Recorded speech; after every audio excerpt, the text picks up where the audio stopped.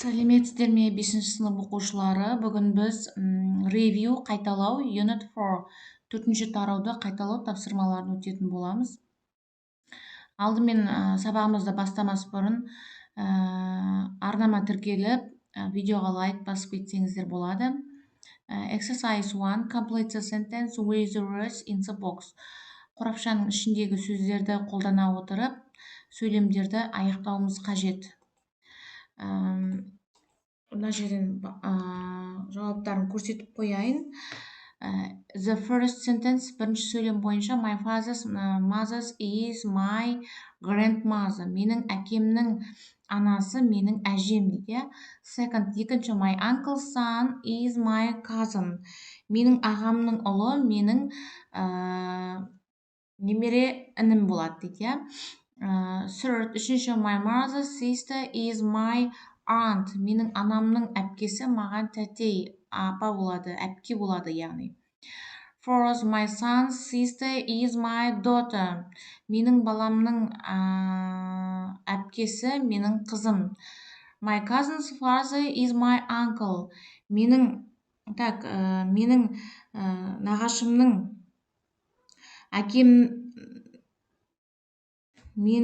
нағашымның әкесі uncle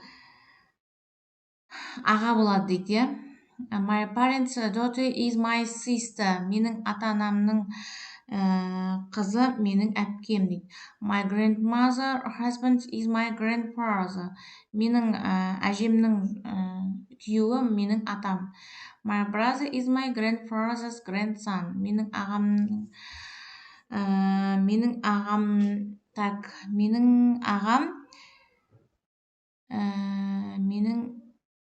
менің атамның немере ұлы дейді. Next, ары exercise to match the pairs of opposite adjectives. Қарама-қарсы мағыналарын табуымыз керек мына жерден. One, see, young, сосын old, жас және кәрі деген. Short, short, tall, қысқа, ұзын. Third, horrible, nice, horrible, nice. Өте манағыдай horrible, қорқынышты және не дейді? Жақсы деген, nice деген, тамаша деген. Fourth, unfriendly and friendly. Яғни, мына жерде unfriendly дегеніміз манағыдай, friendly дегеніміз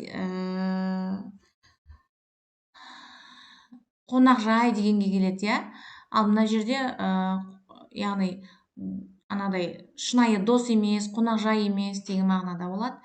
Five, noisy, quiet. Noisy, quiet, шулы және тыныш деген. Six, dark, fair. Қараңғы және жарық болады. Exercise 3, write sentence with have got, has got, haven't got, or hasn't got дегендерді сөйлемге қойып, мына жерде егер галочка тұрса болымды сөйлем жасайсыздар, X тұрса болымсыз сөйлем жасайсыздар дейді. For example, мысалы, I, two brothers деген, енді осыған жанында галочка тұр, біз болымды сөйлем жасауымыз керек. I have got two brothers деп аламыз екен. Енді мына жерде exercise 3, үшінші жаттығуды қараңыздар. The first, бірінші, I haven't got a pet. Менің үй жануарым жоқ деген, haven't got деп алып тұр, X тұр жанында. Екінші сөйлемде галочка тұр. My cousins have got dark hair. Менің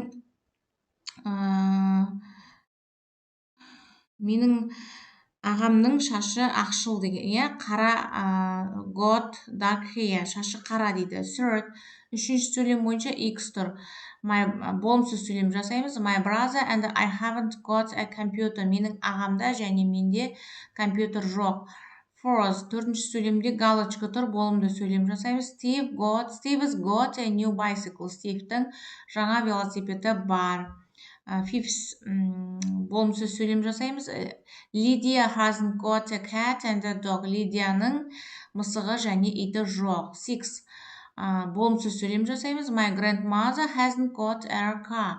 Менің әжемнің машинасы жоқ. Exercise 4. Төртінші аттау бойынша complete the sentence with the correct possessive adjectives. Манағы дұрыс сын есімдерді, төртінші сөйлемде дұрыс сын есімдерді толықтырыңыздар дейді. Мына жерге орталарына қойып поссессив жіктелуіне қарай. Оның, біздің деген сияқты. For example, Rustam and his father are here. Мысалы, Рустам және оның әкесі осында дейді. His, оның. Так, exercise 4. For the first sentence, бірінші сөйлемде Айзере and her brother are at home today. Айзере және оның ағасы бүгін үйде деген, я. Lena and Butter are with their friends at the sport center. Лена және Батыр достарымен спорт орталығында дейді. Батыр өздерінің достарымен спорт орталығында. This is my favorite cafe. Its name is The Bistro дейді. Бұл менің ең сүйікті кафем, оның аты The Bistro. I'm with my friend Gulfiya today. Бүгін менің досым Гүлфия келеді дейді. Here is your DVD, Самат, thanks. Міне, ол сенің DVD-ің, Самат дейді. Рахмет. 6. We are with our parents today. Біз бүгін ата-анамызбен біргеміз дейді. Так, exercise. Exercise 5. Complete the question with have or has. Then match the questions and the answers. Сөйлемді have және has-бен толықтырыңыздар дейді. Мына жерге қай жерде have болады, қай жерде has болады, сөйлемнің мағынасына қарай, және жауабын сәйкестендіріңіздер деген, я. Мына жерде мен мынандай қысқаша көрсетіп қойдым. Бірінші сөйлемде have you got a cousin in the USA? Так, бұл жердегі жауап C. No, I haven't. Second, has your house got a garden? Answers F. Yes, it has. Third, has Pete got a fair here? A.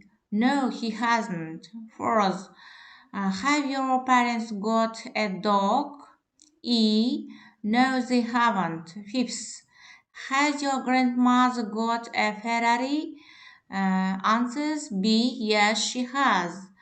Have you and your friends got cameras? Answers D. Yes, we have. Так, жауаптары осылай. Next, exercise 6. Match 1 to 5 with A to F to make phrases. There is one part you do not need. Так, бұл жерде 1-ден 5-ке дейінгі мына жердегі сөйлемдердің жалғасын, A-дан F-қа дейінгі жалғасын табыңыздар деген, я. Так, 1C. That's a nice photo. Бұл өте керемет, тамаша фото дейді. 2D. 2D болады екен. Which one is Thomas? Қайсысы Томас деп сұрап тұр, я. Third, үшіншісінде A. He is a boy with long dark hair. Оның бойы ұзын, шашы қара деген, я. Fourth, төртінші F. He looks friendly. Ол өте қонақжай деген, я. Бесінші B. Мұхтар is at the back in the middle. Мұхтар арт жақтағы ортасында тұр деген, я. Exercise 7. Listen to Elena describing a family photo, then complete the text. Мәтінді тыңдап отырып сөйлемнің толықтырасыздар, яғни Еленаның отбасылық суретін сипаттау, я.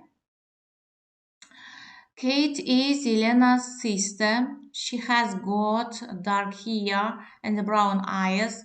Kate is 11 years old. Tom is Elena's brother. Tom is short and he's got fair hair and brown eyes. Sally and Peter are Elena's cousins. They are twins, but they are very different. Sally's got long fair hair and Peter's hair is short and dark. Так, бұл жерде біздерге не айтты? Кейт Еленаның әпкесі дейді, иә. Оның шашы қара, көзі қоңыр. Кейт 11 жаста. Том Еленаның ағасы. Том қысқа бойлы және шашы ақшыл, көзі қоңыр дейді, иә. Селена және Петер Еленаның кузинасы, яғни немере ағалары. Олар егіздер, бірақ өте манағыдай бір-біріне ұқсамайды, әртүрлі дейді. Селлидің шашы ұзын, ақшыл, сарғыш, яғни, ал Петердің шашы қысқа және қара деген. Осымен бүгінгі біздің сабағымыз аяқталды. Видеоға лайк басып, арнаға тіркеліп, қоңырауша белгісін басып, комментарий қалдыруды ұмытпаңыздар. Келесі сабақта кездескенше сау болыңыздар.